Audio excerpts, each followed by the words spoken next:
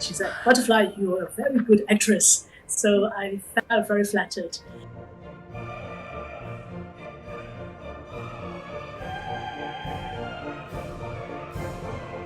I was actually crying on stage, and I nearly couldn't carry on the acting.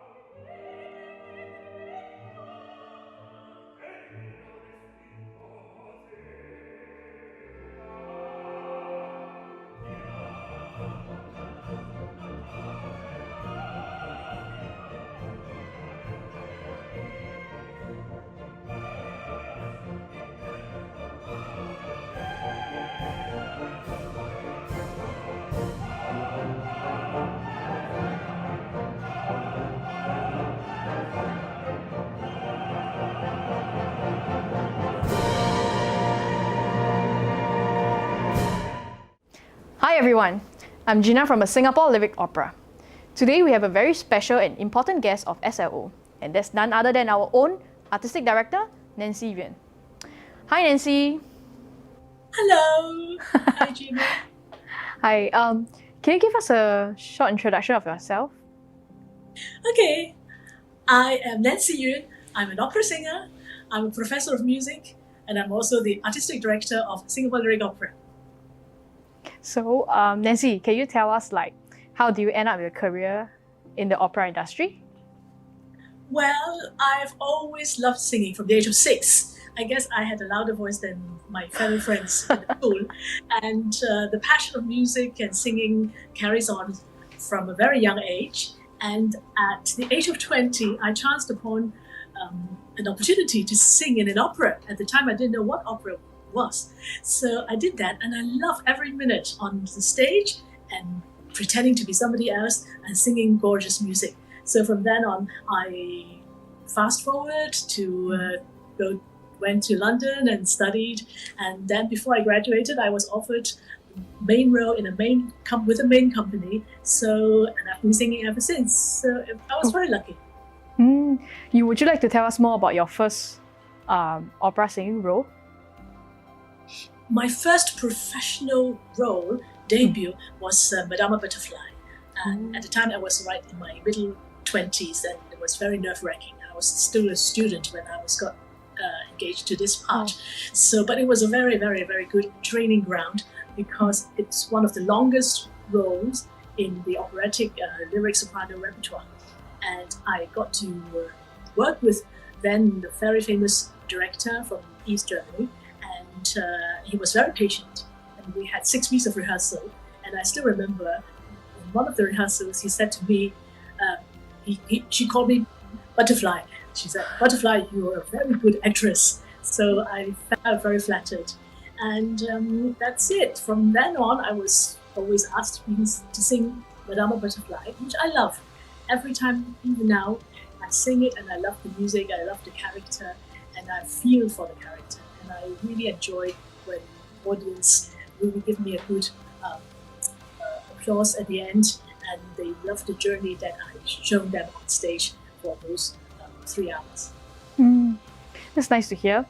So Nancy, can you tell us about your favorite opera number and why?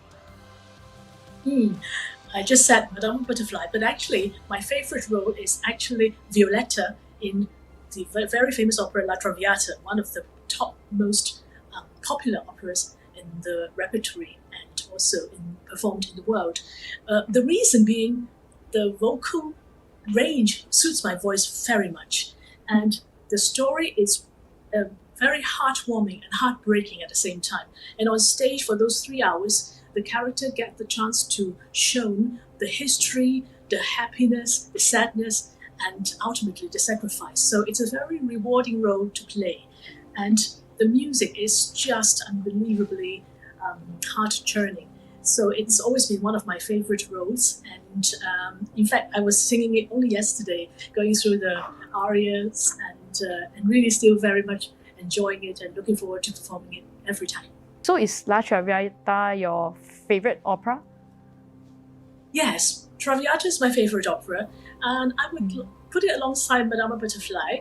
And different roles, also both tragic, but vocally it suits my voice better in Traviata. So, and in particular the aria Strano, and going to Sempre Libera, because in those 7 minutes the character fell in love for the first time and feel the tension of this human connection with another person. And yet she said to herself, it's just a folly, it cannot be real, it cannot happen to a poor woman like her. So those 7 minutes is very transforming. You see a different side of the character, from sad lyrical to the outburst of almost crying out for help. Okay, so we also know that a lot of opera have similar plots about dramatic, about tragic. So what is your favorite composer in this case? Composers, I actually love singing Mozart's work very much, and I have been very lucky to have done different roles from different operas by Mozart, because it's a different style from the Romantic period like Puccini and Verdi in Madama Butterfly and La Traviata. Mozart has written also wonderful music, but it's because of the style, it's a little bit more formal, and the feelings are less sort of outburst and expressive as the Romantic period. So it is very classic and it's very elegant music. So Mozart is actually one of my favorite opera composers. And I would say the Marriage Figaro is also one of my favorites. So it's very difficult to choose because there is so different style. And if I can name 10, I can easily put different operas on equal footing. But I guess because I have performed Traviata more often after Madama Butterfly, so I get to really interpret and experience the role in a different way through the help by different staging directors and different musical directors. So the more you know, the more you feel and can develop the character. Whereas for Mozart operas, I haven't had a chance to perform it too many times, unfortunately. So I guess that's my choice, that's my priority at the moment. It may change. Okay, so Nancy, can you share with us, as a singer, what are some challenges you faced working with different elements in an opera production?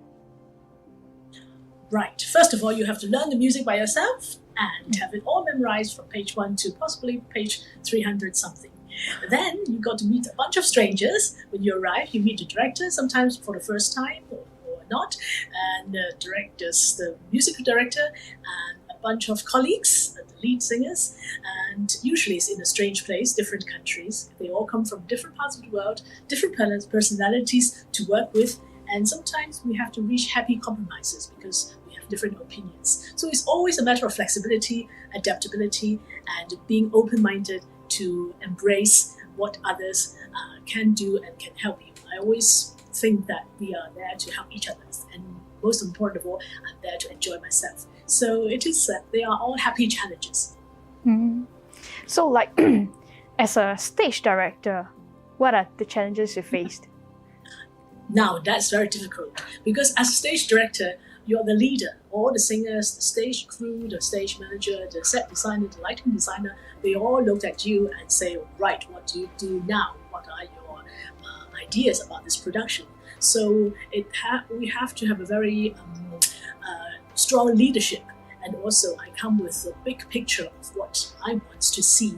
And then through my convincing words, hopefully, people will cooperate with me. And sometimes you do come across people who they have their own opinions, especially some egoistic characters. So it's a much bigger challenge than being a singer, and you have to look at different aspects. And I find myself having quite a lot of sleepless nights when I am directing a show. Whereas when I'm a singer, I'm always happy because you are in control of your voice. Whereas as a director, sometimes you tell them something, and at the end of the day, they may or may not listen to you. So you have to be very alert and have to look at different aspects of the entire production, from the look of it, the sound, how to work out the practical side, like the set, when there are problems to deal with, etc. And inevitably, there are always many, many more challenges as a stage director. Mm. So like let's look at an even bigger role, which is being the artistic director of SLO. So what are some challenges you face? Like, setting direction and everything. So that's a different kind of challenge because as an artistic director, I have to have a vision, plan of what the company is hopefully going to be like, how many more productions can we put on, and how we're going to find the money, and also how we're going to work with sponsors to convince them to give us the money and or the venues or the help that we can get from them, and also to work with the government. We have to liaise with the NAC, and sometimes we have to work with the venues to reach happy compromises because they may not grant certain things that we were looking for. And currently, like with the COVID-19, we have even bigger challenges. So the morale we have to look after, and it's a different way of promoting arts and thinking out of the box and thinking ahead, and also be ready to face any challenges that arise. So it's different, and also sometimes colleagues may not agree with my direction, and I have to convince him or her to see it my way and to give it a go. For instance, with the voice competition, 2 years ago, we were nearly not be able to do it, but we did it, and then finally it was very successful.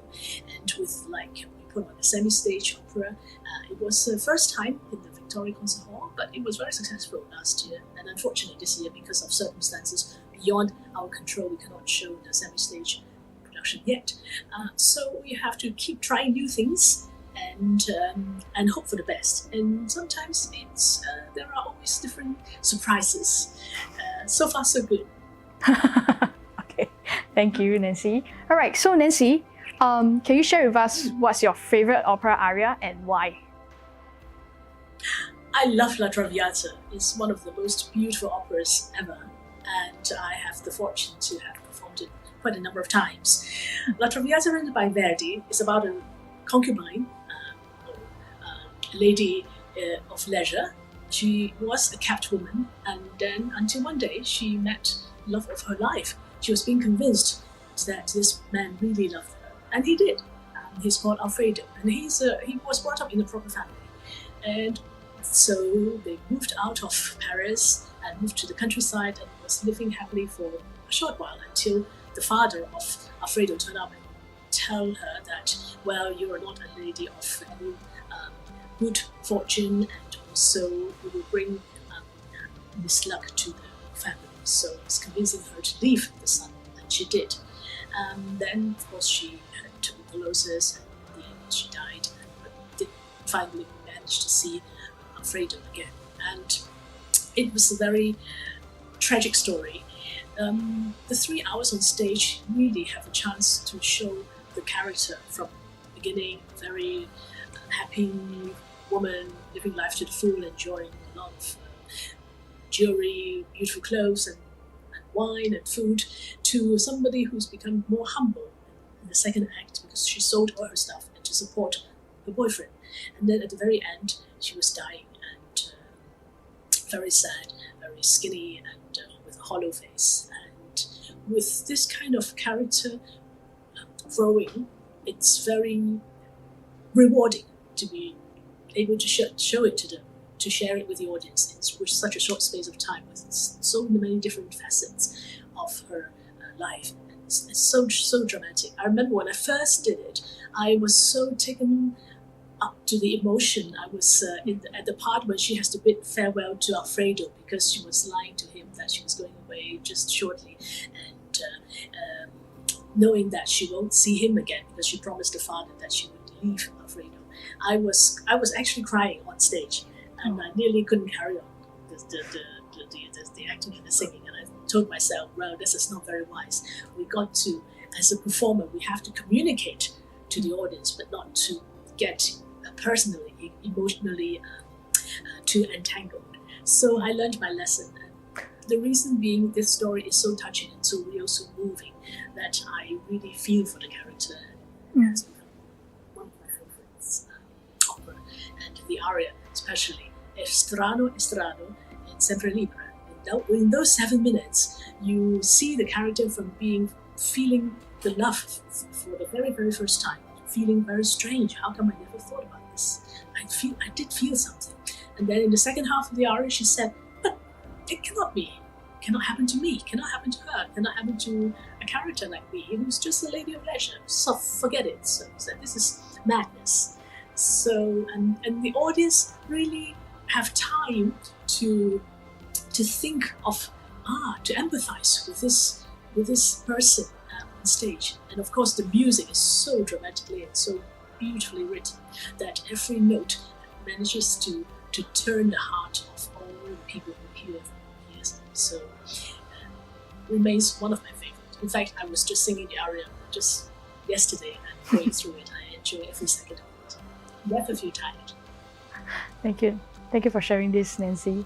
So, to conclude, Nancy, do you have any message for our new viewers out there? People who possibly have never been to an opera, or considering to go to an opera and things like that? I always say that give yourself a chance. If you don't know it, get to know it, and you might even like it. When I first encountered classical music, I thought they were very loud and very noisy. And it's only after a while, the more I listen, I feel, well, the more I listen to them, the more I love them. And familiarity does make you feel very comfortable. And the reason why it is an art form is because you discover more and more. The more times you hear it, the more watch the performances. So I would encourage anybody to give yourself a chance to watch an opera, do some homework first, know the story, listen to it maybe once. You don't have to listen to the entire opera. Listen to some of the famous tunes before you go and attend a real live performance. And you will enjoy it so much more. And like anything first time, if you don't give it a first time, you will never know that maybe not the first time, but many, many times later, you will still be thankful that you step foot in the theatre and watch an opera. So give it a go. Don't watch it just on the mobile phone because it's completely different. The phone, the scale is so small, whereas when you go to the theatre, you suddenly see 2,000 people or 3,000 people sharing the same air with you in the space.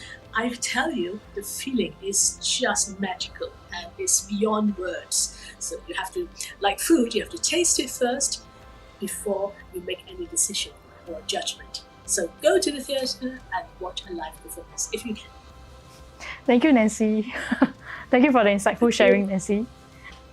With that, we have come to the end of our online program, SLOChillOut. For the past 9 weeks, we were happy to share with you fundamentals of opera, perspectives from different conductors, singers, composers, well, basically musicians.